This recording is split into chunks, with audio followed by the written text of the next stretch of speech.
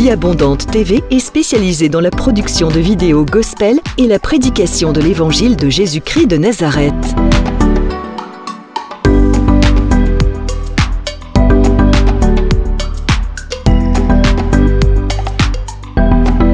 N'hésitez pas à vous abonner à notre chaîne YouTube Vie Abondante TV et sur notre page Facebook.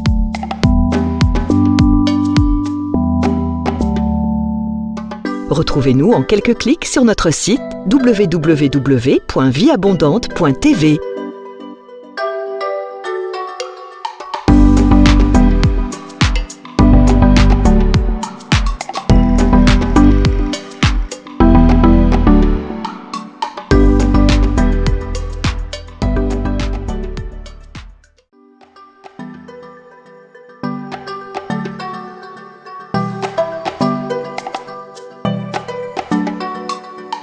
Vie Abondante TV est spécialisée dans la production de vidéos gospel et la prédication de l'évangile de Jésus-Christ de Nazareth.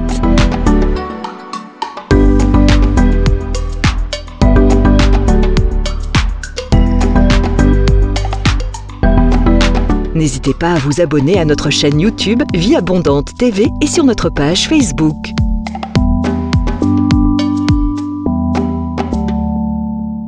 Retrouvez-nous en quelques clics sur notre site www.vieabondante.tv.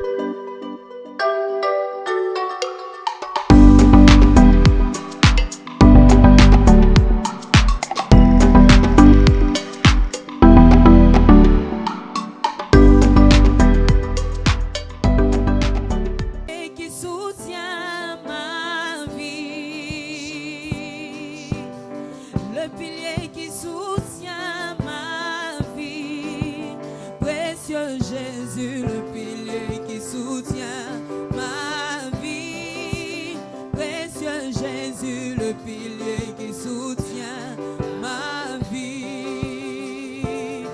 Tu es le pilier qui soutient ma vie, le pilier qui soutient ma vie, précieux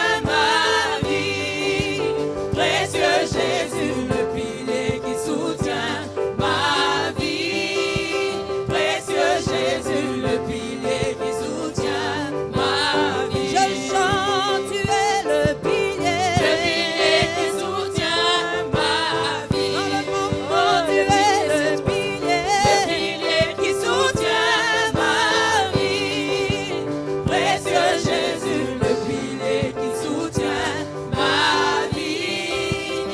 Précieux Jésus, le pilier qui soutient ma vie. Moi, tu es le pilier qui soutient ma vie.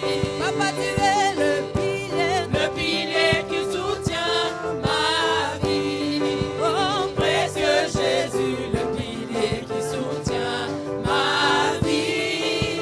Précieux Jésus, le pilier qui soutient ma vie. De tout mon cœur, tu es le pilier qui soutient ma vie. De ton corps, tu es le pilier qui soutient ma vie. Yahweh, précieux Jésus, le pilier qui soutient ma vie.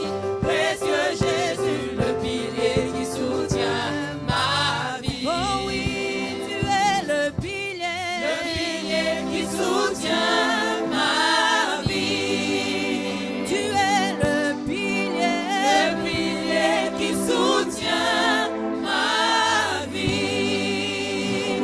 Précieux Jésus, le pilier qui soutient ma vie. Précieux Jésus, le pilier qui soutient ma vie.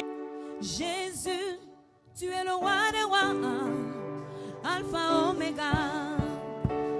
Nous t'élevons, Seigneur. Sois l'honneur, l'adoration et la gloire. Rien n'est impossible à toi. Tu es Dieu. Jésus, tu es le roi des rois, Alpha Oméga. Nous t'élevons, Seigneur. Sois l'honneur, l'adoration et la gloire. Rien n'est impossible à toi. Tu es Dieu. J'entends Jésus. Jésus, tu es le roi des rois, Alpha Oméga. Nous t'élevons, Seigneur. Reçois l'honneur, l'adoration et la gloire. Rien n'est impossible à toi. Tu es Dieu. J'entends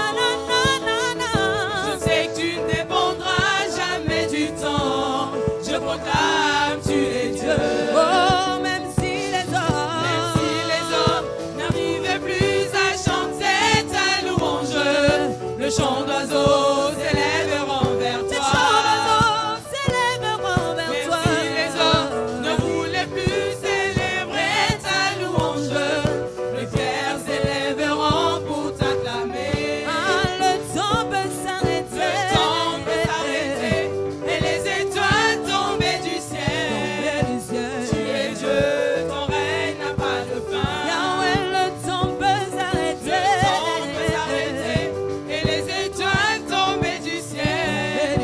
Tu es Dieu, ton règne n'a pas de fin. Oh, même si les hommes n'arrivaient plus à chanter ta louange, les chants d'oiseaux s'élèveront vers toi. Les chants d'oiseaux s'élèveront vers toi. Même si les hommes ne voulaient plus célébrer ta louange, les pierres s'élèveront pour t'acclamer.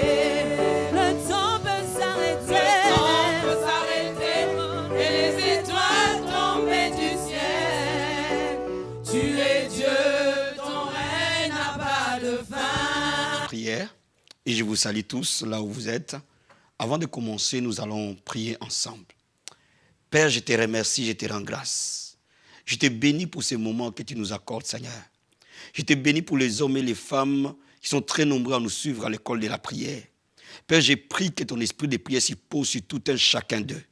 Je prie que ton onction de prière, ton esprit de réveil se pose sur les hommes et les femmes qui sont en train de nous suivre cet après-midi. Père, je demande ta main les toucher, ton esprit les convaincre. Et que, Père, ceux qui n'arrivaient plus à prier, qu'ils soient capables de prier, de se lever dans la prière. Père, j'ai prié pour cette armée de prière qui s'est levée. Et je laisse cette parole entre tes mains. Oin là, touche de vie, communique l'esprit de prière dans la vie de tout un chacun. Père, je te remercie pour l'exaucement au nom de Jésus-Christ. Amen. Donc, bien-aimés dans le Seigneur, le thème de notre leçon d'aujourd'hui à l'école de la prière, c'est que comment prier pour avoir des victoires remarquables. Comment prier pour avoir des victoires remarquables. Et nous allons prendre deux modèles dans la Bible pour montrer un principe essentiel. Et je sais que nous sommes dans les derniers temps où le diable s'est levé. Nous sommes dans les derniers temps où le combat spirituel est au plus haut niveau de son existence. Nous sommes dans les derniers temps où le diable envoie sur la terre des immondices, de la destruction. Et les saints doivent être préparés à affronter la dimension la plus élevée de la bataille dans l'esprit. Afin que nous ayons des victoires incontestables, des victoires remarquables et faire avancer le royaume de Dieu. Nous allons ouvrir le livre de Daniel chapitre 6, les versets 10 et 11. Je lis la parole du Seigneur. Lorsque Daniel sut que le décret était écrit, il se retira dans sa maison où les fenêtres de la chambre supérieure étaient ouvertes dans la direction de Jérusalem. Et 3 fois le jour, il se mettait à genoux, il priait et louait son Dieu comme il le faisait auparavant. Alors ces hommes entrèrent tumultueusement et ils trouvèrent Daniel qui priait et invoquait son Dieu. Amen. Bien-aimés, je vais déjà vous dire quelque chose. Daniel était un jeune esclave juif qui a été amené à l'époque de Nebuchadnezzar qui régnait sur Babylone. Et il a été instruit à servir Nebuchadnezzar. Mais quand vous regardez la vie de Daniel, vous allez trouver que Daniel était un homme qui a pu régner sur Babylone pendant 3 règnes différents, pendant 3 royaumes différents. Bien aimé, Daniel a régné sur Babylone à l'époque de Nebuchadnezzar. Nebuchadnezzar est parti, son fils Belshazar est arrivé. Daniel était toujours en train de régner sur Babylone. Et Belshazar est parti, Darius est venu, Daniel était toujours en train de régner sur Babylone. Comment un jeune esclave pouvait-il régner dans un pays étranger pendant 3 dynasties différentes? Donc, bien aimé, cela explique que Daniel, c'est Dieu qui l'a placé là. Et la grâce qui était dans la vie de Daniel, aucun homme ne pouvait l'enlever. Je suis en train de dire à quelqu'un ce soir, si Dieu t'élève, aucun homme ne peut t'abaisser. Mais si Dieu t'abaisse, aucun homme ne pourra t'élever. Si Dieu ouvre une porte pour toi, aucune personne ne peut fermer cette porte. Mais pour que tu arrives à marcher dans une grâce puissante, à une puissance assez élevée, pour vaincre toute opposition de ta vie, il y a une vérité qui apparaît dans ces passages. Daniel nous livre les secrets de sa vie. Daniel était un homme de prière, malgré ses occupations. Mais Daniel priait tous les matins, Daniel priait à midi et Daniel priait le soir. Pourquoi la Bible nous parle de ces secrets? Parce que le Seigneur veut nous révéler que dans une journée, il y a des moments où l'activité spirituelle est intense. Et là où les saints doivent se concentrer et vaquer à la prière. Bien-aimé, si tu veux être un vainqueur, tu dois être une personne qui se lève tôt. La Bible nous dit en Marc chapitre 1, verset 35, le Seigneur Jésus s'est levé tôt, pendant qu'il faisait encore nuit, et il allait dans un lieu secret et il priait. Bien-aimé, avant de rencontrer les hommes, avant de rencontrer les circonstances, rencontre ton Dieu. Bien-aimé, l'échec que beaucoup de chrétiens ont, parce que parfois ils peuvent sortir de leur maison sans avoir passé suffisamment de temps dans la présence de Dieu. Quand vous vous levez de votre sommeil, c'est le moment favorable de commencer à prier, avant que le monde ne puisse vous envahir. Avant de rencontrer les gens, rencontre ton Seigneur. Très tôt le matin, et je conseille les enfants de Dieu de se lever vers 5 heures du matin, de se lever à 6 heures du matin, quasiment de se lever beaucoup plus tôt, pour vaquer à la prière calmement, sans courir, avant d'aller dans leur lieu de travail, avant d'aller dans leur église, avant d'aller dans leur ministère, avant d'aller dans leurs occupations. Un enfant de Dieu doit passer du temps dans la prière, très tôt le matin. Il doit aussi passer du temps dans la prière en mi-journée. Pourquoi? C'est pour maintenir la présence de Dieu sur lui. Bien aimé, quand vous avez prié le matin, jusqu'à ce que vous arrivez le soir, vous allez vous rendre compte qu'à un moment donné, vos pensées commencent à vaciller. Vous allez voir qu'au début d'après-midi, vous commencez à penser à autre chose qu'à Jésus. Vous commencez à penser à autre chose qu'aux choses spirituelles. Pourquoi? Parce qu'à mi-journée, vous avez besoin encore de rafraîchir votre esprit dans la communion avec le Seigneur. Et la Bible nous dit que Daniel, à midi, priait. Je dis toujours aux gens, quand vous comprenez l'importance de la prière, vous allez prier. Daniel était considéré comme le gouverneur de Babylone, la première puissance militaire de l'époque. Mais il avait le temps de prier le matin, de prier à midi et de prier le soir. Mais pourquoi? Parce qu'il avait compris l'importance de la prière. Nous ne prions pas parce que nous avons le temps, mais nous prions parce que nous avons compris que la prière est vitale. La prière est vitale, aussi vitale que l'air que nous respirons, aussi vitale que la nourriture que nous mangeons. Celui qui ne prie pas, ou qui ne prie pas assez, ou qui ne prie pas de la bonne manière, a une vie spirituelle affaiblie. Et la Bible nous dit le soir, avant de dormir, vaquez encore à la prière. Et bien aimé, quand vous saisissez cette vérité simple, votre vie va commencer à changer. Mais avant même que j'aille plus loin, je vais te donner encore un autre exemple dans la Bible. Un roi qui a pratiqué les mêmes principes que Daniel. Bien aimé, on va ouvrir le livre de Psaumes, chapitre 55, verset 17 à 20. Je lis la parole du Seigneur. Moi, j'écris à Dieu, et l'Éternel me sauvera. Le soir, le matin et à midi, je soupire et je gémis, il entendra ma voix.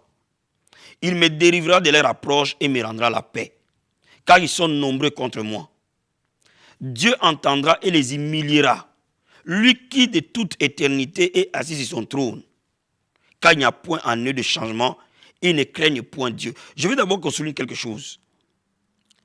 David dit, Dieu me délivrera de mes ennemis et me rendra la paix. Dieu entendra ma prière et humiliera mes ennemis.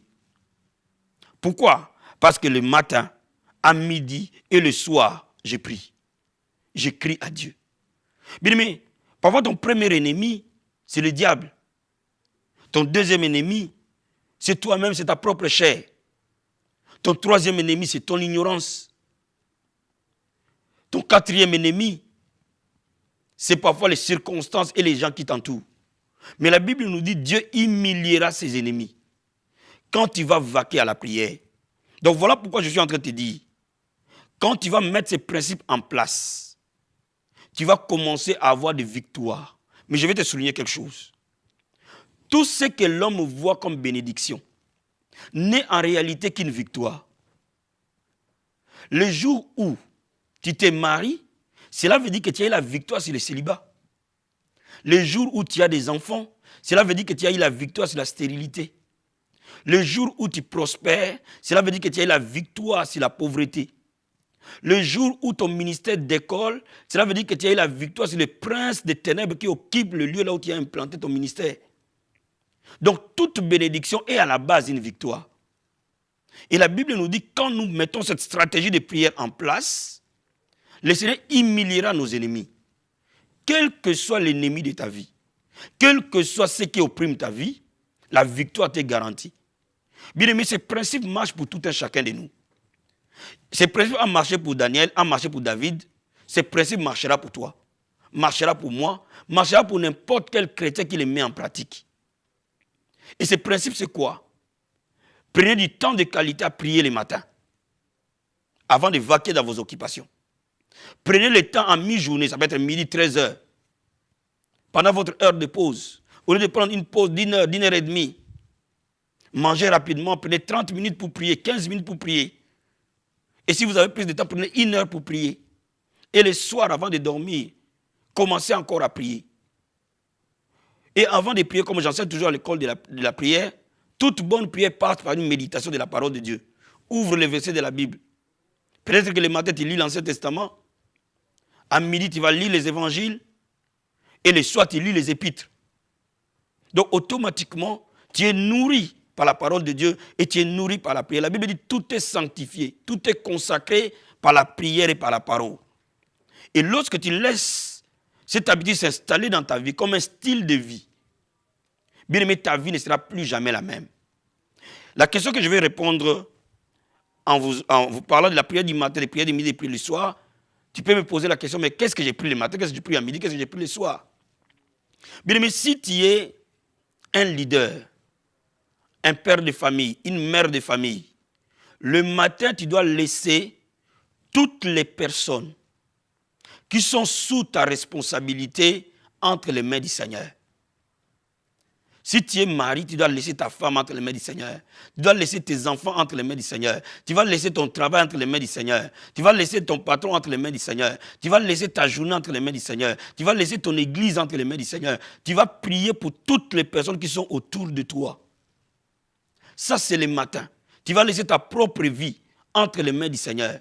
C'est le moment favorable pour intercéder avant que les gens n'aillent rencontrer les tentations dehors, avant qu'ils n'aillent rencontrer les hommes et les femmes des ténèbres dehors, avant qu'ils n'aillent rencontrer des circonstances dehors. Bien aimé, prie pour toi-même, prie pour tous ceux qui sont autour de toi, avant qu'ils aillent dans leur lieu de travail. Ça, c'est le bon moment où on prie pour cela. À midi, c'est le moment où on s'édifie soi-même. Et je te conseille à midi de prendre du temps pour prier pour toi-même, de t'édifier dans la prière. C'est le moment où tu peux traiter certaines choses qui sont dans ta vie et que tu veux vaincre. Par exemple, tu n'arrives pas à abandonner la cigarette, tu n'arrives pas à abandonner le vol, tu n'arrives pas à abandonner l'impudicité, tu n'arrives pas à abandonner la colère, tu n'arrives pas à abandonner l'incrédulité. C'est différentes choses qui font obstacle à l'exaucement de tes prières. C'est à midi où tu peux aussi parler de manière individuelle avec ton Dieu. Laisse ton cœur devant le Seigneur. Laisse-le travailler en toi. Au matin, laisse-le t'accompagner dans le travail de tes mains, dans tout ce que tu vois, tout ce que tu fais. À midi, laisse-le travailler en toi. Donc je reprends, le matin, laisse-le travailler à l'extérieur de toi. Et tout ce qui t'entoure, tout ce qui t'environne, je vais te dire quelque chose. Tous ceux qui sont autour de toi t'influencent, en bien tout comme en mal. Si ton enfant n'est pas bien, tu n'es pas bien. Si ta femme n'est pas bien, tu n'es pas bien. Donc tu dois le laisser entre les mains du Seigneur. Peut-être que ton enfant va à l'école, mais ne sait pas prier. Mais toi, tu es une mère de famille. Prie pour cet enfant. L'enfant pour qui on prie, on trace sa destinée. Aujourd'hui en Europe, beaucoup d'enfants sont dans la drogue, sont dans des choses pas bien. Mais pourquoi tu vas laisser ton enfant être sous influence du monde? Lève-toi, ma soeur. Lève-toi, mon frère. Et prie pour quelqu'un. Prie pour ceux qui sont autour de toi. À midi, prie pour ta propre vie chrétienne. Prie pour que le Seigneur travaille en toi. Te donne les pensées du Christ. Te donne le caractère du Christ. Te donne les sentiments du Christ. Et c'est le moment où tu peux laisser toutes tes aspirations entre les mains du Seigneur. Et le soir, c'est le moment favorable pour prier pour la protection divine. Pourquoi? Parce que c'est la nuit que le monde des ténèbres est en activité maximum. Et c'est à ce moment-là qu'on demande la protection sur nous-mêmes, sur tout ce que nous faisons, sur notre travail, sur nos enfants, sur tous ceux qui sont autour de nous, sur notre église. Le soir, on demande beaucoup plus la protection. Et le soir, on demande beaucoup plus la direction divine. Donc, la protection, c'est le soir. La direction divine, c'est le soir. Parce que c'est le soir que Dieu va te parler. Et dis au Seigneur que j'entende ta voix, que tu me parles par des songes, que tu me parles par des rêves, que tu me montres tous les plans que tu as prévus pour moi, que tu me montres tous ceux qui sont autour de moi. Par exemple, vous savez, il y a des gens qu'on ne peut pas être amis avec. Même si vous rigolez, même s'ils sont contents avec vous. Mais seul Dieu sonde le cœur et les reins.